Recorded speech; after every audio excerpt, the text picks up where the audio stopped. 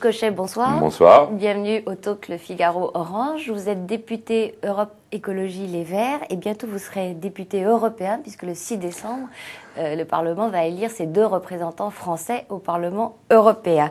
Alors vous laissez une circonscription vacante à Paris, mais malheureusement Cécile Duflot ne veut pas la prendre. Elle en veut une autre qui est occupée par une sortante socialiste. Et ça provoque un clash avec Bertrand Delanoë. Alors pourquoi est-ce que Cécile Duflot ne prend pas la circonscription que vous laissez vacante? Eh bien, les écologistes auront 2 circonscriptions où ils seront seuls et soutenus par le PS à Paris. Une rive droite, disons une rive gauche, la 6e sur la rive droite, la 10e qui n'est pas la mienne. La mienne, c'est la 11e oui. Sur la rive gauche. Bon, ce sont des bonnes circonscriptions au point de vue de l'opposition actuelle. Hein, bon. Alors oui, on peut peut-être regretter qu'elle remplace Danielle Hoffmann-Rispan, qui est une femme méritante et sortante. Mais sortante n'est pas contente de l'être, en fait. Elle n'est pas contente, non. Oui. Mais ça, c'est le drame. Il en est de même, d'ailleurs, pour peut-être 80 écologistes qui ne devront pas se présenter. Il n'y a pas beaucoup de sortants, je suis d'accord. On n'est que 4. Mais c'est ça le drame et à la fois, évidemment, la difficulté d'un accord électoral, c'est qu'il faut que les uns soient soutenus par les autres. Bon, là. Mais qu'est-ce qui lui déplaisait dans votre circonscription? Non, rien, simplement, comme on a droit à 2, une rive gauche, une rive droite. Alors, rive gauche, c'est la même chose pour Monsieur Blisco, qui est dans la 10e circonscription, qui est une bonne circonscription. On ne sait pas encore quel sera l'écologiste, là. Mais rive droite, ça sera sans doute dans la 6e. Cécile Duflot, moi, je trouve assez normal qu'une grande responsable politique d'un grand parti puisse avoir une bonne circonscription, et même à Paris. Elle est francilienne, elle travaille à Paris depuis 10 ans, Cécile, elle n'est pas parachutée. Ce n'est pas l'opinion de Bertrand Delanoë, donc ça laisse présager des candidatures dissidentes. C'est la même chose à Lyon, où Gérard Collomb est tout à fait contre le don d'une circonscription à Philippe Mérieux. Vous allez pouvoir, ça vaut le coup d'affronter des socialistes? Il y a parfois, de la part de ce qu'on appelle les barons roses locaux, des irritations, parce qu'ils estiment que sur leur territoire, même si les enjeux sont nationaux, eh bien, leur circonscription ou leur ville ou leur agglomération, ils font la pluie et le beau temps. Non, c'est pas ça. Philippe Mérieux, évidemment, quelqu'un de très bien aussi. Il serait très méritant et méritoire qu'il soit élu à Lyon. Donc, il y a un peu de trouble maintenant avec, en effet, Gérard Collomb ou Bertrand Delanoë, mais dans 3 mois, on n'en parlera plus. Vous croyez? Bon, on verra bien. Ouais. Après la tragicomédie de l'accord PS Vert et puis les hésitations d'Eva Joly. Oui, c'était assez mis en scène, oui. Vous avez annoncé une coordination plus serrée, je reprends vos termes exacts, autour d'Eva Joly. Quelle forme cela va-t-il prendre? On sait que son équipe doit être annoncée, sa nouvelle équipe jeudi. Qui sera chargé de la coordination serrée? Alors, on ne sait pas encore. C'est lundi matin, lors du prochain conseil politique de campagne, qui se réunit tous les lundis matins, qu'on va faire une proposition, disons, d'équipe de campagne qui sera officialisée jeudi prochain. C'est vrai qu'il y a eu un petit peu, disons, le trouble la semaine dernière. Elle-même s'est retirée, a fait une pause médiatique, Eva Joly, ce qui fait qu'il n'y a pas eu assez, on a fait de coordination entre le parti, EELV, les écologistes, et puis l'équipe de campagne, qui n'était pas très nombreuse. Hein. Ouais. Ils sont 3 ou 4, parce que nous, on était sur l'accord avec les socialistes. Bon, alors, donc on va resserrer. Maintenant, on n'a plus qu'une seule chose à faire, c'est faire la campagne d'Eva Joly. Ça veut dire que vous, ou Cécile Duflot, ou Jean-Vincent Placé, êtes susceptibles d'intégrer l'équipe de campagne? Alors, je ne sais pas, il n'y a pas encore de nom, par exemple, pour remplacer M. Jadot, qui était le porte-parole, qui a démissionné. Oui. Donc, on va refaire, je crois, une équipe de campagne plus renforcée au point de vue qualitatif et au point de vue quantitatif, où il y aura plus de personnes et plus de coordination avec le parti. Et vous-même, vous allez jouer un rôle? Non, moi, je suis actuellement président d'un groupe à l'Assemblée. Bon, je vais au Parlement européen. Moi, je suis tout prêt. J'ai déjà fait campagne de terrain avec Eva Joly. Je suis tout prêt à participer à la campagne, à jouer un rôle éminent comme porte-parole ou conseiller spécial ou directeur. Non, je serai dans les accompagnants d'Eva Joly et bien sûr comme tout le monde d'ailleurs. On a beaucoup parlé à propos de l'accord PS Vert du paragraphe qui concernait le MOX. Oui. Mais François Bayrou, qui l'a lu très attentivement, a trouvé autre chose. Je vous propose de l'écouter. Cet accord prévoit la suppression du droit de veto au Conseil de sécurité des Nations Unies. C'est-à-dire que la seule arme qui permette à la France d'être encore au rang des puissances majeures, cette arme-là, on la supprime, on la gomme, ce qui veut dire que la France n'aurait pas pu s'opposer à la guerre d'Irak lorsque les États-Unis voulaient que ce fût la guerre des Nations Unies. Réponse? La réponse, non, c'est une interprétation de M. Bayrou qui est inexacte. Ce qu'on veut, c'est beaucoup de problèmes d'interprétation. Oui, dans certains paragraphes, comme celui du MOX. Non, ce qu'on propose, c'est que la France ne soit pas la seule, avec la Grande-Bretagne, qui soit membre permanent dans l'Union européenne.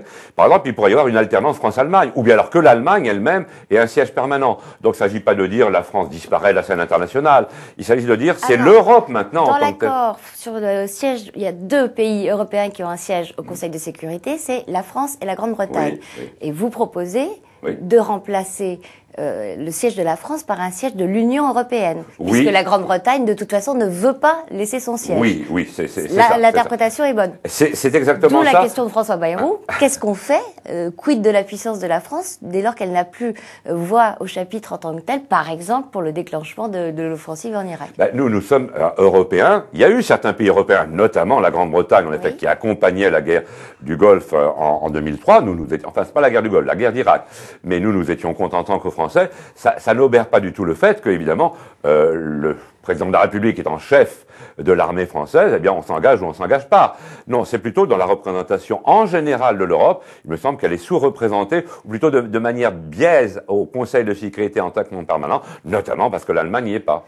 Mais le fait de supprimer ce siège au Conseil de sécurité, l'abandon de l'industrie nucléaire, vous voulez que la France disparaisse définitivement de la cour des grands? Non, pas du tout. Nous pensons que l'avenir de la France est européen, et en ce sens-là, c'est à l'Europe de s'affirmer, y compris pour la défense. Nous pensons que la meilleure défense, à la fois financièrement, si chacun fait sa défense, ça coûte trop cher, et puis même stratégiquement, il vaut mieux qu'une défense intégrée européenne que chacun sa petite bombinette. Alors moi aussi, j'ai trouvé d'autres propositions décoiffantes. Vous proposez la régularisation de tous les travailleurs étrangers en France et celle des parents d'enfants scolarisés.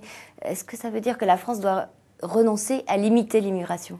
Non, la France doit avoir une politique de régulation, évidemment, et de contrôle de l'immigration, mais il y a des gens qui sont sur place depuis 3 ans, 5 ans, 8 ans, 10 ans, cela doit être régularisé. Sinon, on a des phénomènes de marché noir du travail, notamment dans les bistrots, les restaurants, les cafés. Donc les parents d'enfants scolarisés, même si eux n'ont pas d'emploi, doivent être régularisés?